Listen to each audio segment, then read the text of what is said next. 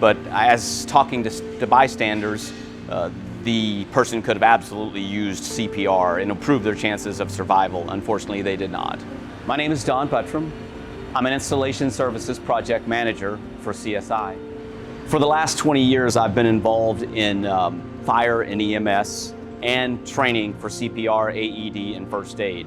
My wife works at an acute rehab hospital here in Springfield, and all that wealth of experience has made me appreciate just how fleeting life is. Buttram was a perfect candidate for us to have as an instructor because he is a former firefighter, and he saw the need for us to have some in-house CPR first aid training.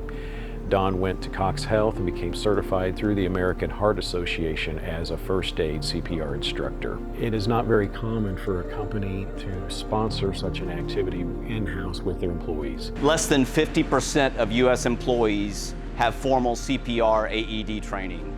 I'm really proud of the fact that CSI not only offered the training, but they did so during regular work hours. I love that we do that kind of stuff here. We do a lot of community outreach, but these kind of internal reminders that we really do look after each other, right? The idea is you never have to use it, and if you do, hopefully you can help save someone that you really care about. In the United States alone in 2021, we suffered 1,195 cardiac arrest deaths. 80% of those occurred outside of a hospital.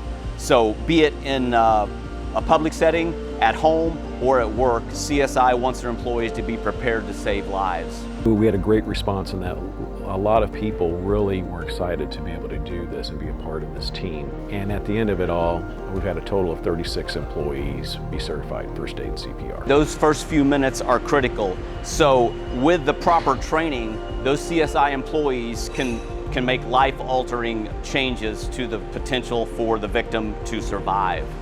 You're thankful that you have the training and you have the knowledge and you are able to react.